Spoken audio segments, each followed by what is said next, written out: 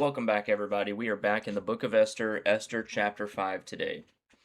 Question I have for you to kind of kick things off is this. Have you ever had one of those moments where you know you need to say something, but saying it could completely change everything for you? Like, this conversation could fix things, or it could blow up my Thanksgiving family get together forever. In a lot of ways, that is Esther chapter 5. Now, if you don't remember, the book of Esther is taking place in the Persian Empire under King Xerxes. The Jewish people are living in exiles scattered.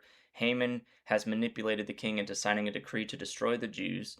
And Esther, who is Jewish, is the queen currently at this time, but the king does not know her ethnicity. And approaching him without an invitation could mean death for her. But the end of chapter 4 ends with the powerful line. In verse 14, Mordecai tells Esther, "Who knows if perhaps you were made queen for such a time as this?" So Esther, she asks the people to fast for her, and she says, "I will go in to see the king, and if I must die, I must die."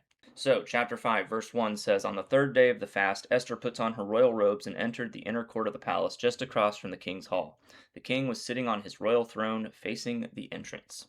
So she puts on her royal robes. She doesn't storm into this situation emotionally. She prepares. She steps in to who she is.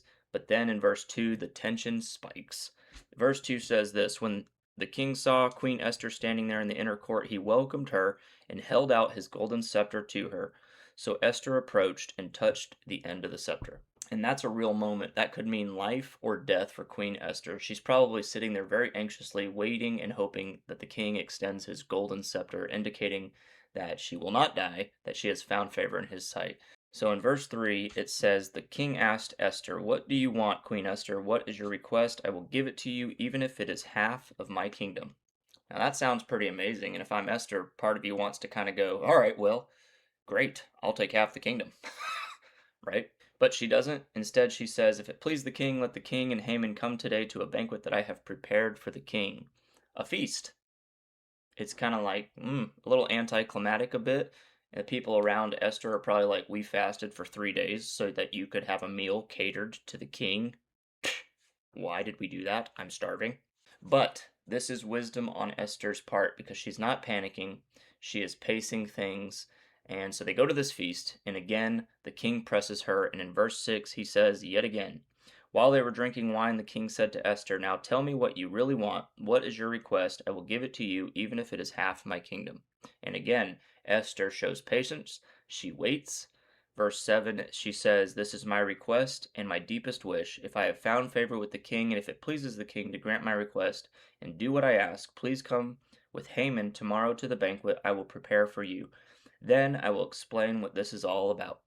Another feast, tomorrow, the following day. Now, I don't know about you, but sometimes, if I'm honest, I tend to rush hard conversations. And what's cool about Esther, she doesn't rush things. She is using discernment with the timing of this.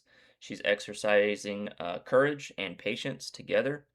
Now, meanwhile, Haman, you remember Haman, the bad guy, verse 9 says, "Haman was a happy man as he left the banquet. But when he saw Mordecai sitting at the palace gate, not standing up or trembling nervous before him, Haman became furious." So Haman, he leaves this feast feeling all important and hyped up and excited. He's got a private dinner invite with the king and the queen. Pretty important stuff. But when he sees Mordecai at the king's gate, it fills him with rage. One guy not bowing to him ruins his entire day. And I think for you and me, that might be that one comment where somebody says something a little snide and you're like, "Ooh, now my entire day is ruined because of what you just said right there. I have a lot of blessings and good things going on around me, but this one thing has ruined my mood and ruined my day." Now, verse 10 to Haman's credit says, "However, he restrained himself and he went home." It sounds mature for about 5 seconds, but then verse 11 says this: "Haman gathered together his friends and Zeresh, his wife, and boasted to them about his great wealth and his many children. He bragged about the honors the king had given him and how he had been promoted over all the other nobles and officials." He's listing out his accomplishments like he's updating his LinkedIn profile at the dinner table. And then in verse 12, Haman adds that, "That's not all. Queen Esther has invited only me and the king to a banquet she has prepared for us. She has invited me to dine with her and the king again tomorrow." Then he added, "But this is all worth nothing as long as I see Mordecai the Jew sitting there at the palace gate." So he's counting all his wealth, he's counting all his children, he's saying how important it makes him feel to be invited to such a private dinner with the king and the queen. But then he says it's all worth nothing. All of this means nothing to me as long as I see that guy Mordecai sitting at the king's gate. And I think that's what unchecked ego does. It shrinks your joy down to one person's opinion. And it's like, Haman, come on, dude. What are we doing here? So his wife and their friends, they give him this advice in verse 14. It says, set up a sharpened pole that stands 75 feet tall, and in the morning ask the king to impale Mordecai on it. When it when this is done, you can go on your merry way to the banquet with the king. This pleased Haman, and he ordered the pole to be set up. 75 feet tall. That's more than just a public execution. That is a skyline level revenge on Haman's part, and it's a spectacle. He wants all the people around to see Mordecai impaled on this pole. And that is where chapter 5 ends. Esther is quietly preparing this second banquet for the king and for Haman. Haman is building this 75-foot pole, this monument, so to speak, to his insecurity. And still, God's name is not mentioned in this chapter. But we can see that he is everywhere in the favor that Esther receives, in the delayed timing that Esther practices, even in Haman's pride quietly setting up his own downfall. We see God moving throughout this. What stands out to me is how differently Esther and Haman handle these pressure situations. Esther, she fasts, she prays, she waits, she steps carefully. Haman, he boasts, he obsesses, he escalates things. And if I'm honest, I can see both of those things in me sometimes. Whenever I feel overlooked, there's a part of me that wants to build something tall and dramatic just to prove a point. When I feel afraid, there's a part of me that wants to rush a conversation instead of trusting God's timing. But with all of that said, here's what I kind of saw in Esther chapter 5. First, timing matters. Timing matters tremendously. Esther teaches us that boldness doesn't mean impulsiveness. Sometimes the bravest thing you can do is wait just one day before speaking up, before speaking out. Wait, ask God for some guidance and some wisdom, and I think you'll notice things start to go a little bit better in how you approach those hard conversations. Secondly, I think ego or pride will rob you of your joy.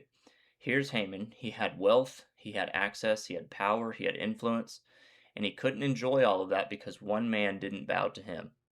If your peace depends on universal approval, you're never going to get it. Third thing is that if you have resentment and you feed that resentment, then understand it's going to grow. It's going to grow quickly. Haman doesn't confront his pride when it's small, so now he suddenly finds himself building these gallows, this sharpened pole that's 75 feet tall. Bitterness always builds higher than you had planned to go initially, and it'll take you further than you want to go. And last but not least, this is a common pattern that we're seeing throughout Esther. God is working in the background even when he feels or he seems silent. Now, there's no miracles happening in Esther chapter 5, there's no prophets in chapter 5, just conversations and decisions and choices. But the story is starting to bend toward deliverance. So maybe you're in one of those Esther moments where you're in the inner court of a moment and your heart is pounding, it's racing, and you're wondering if stepping forward is going to cost you something and if it will be worth it.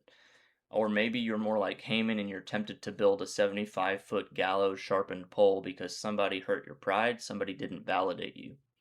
My advice for you is this: take a breath. God is doing more in the waiting seasons of our lives than you and I realize. Won't he do it?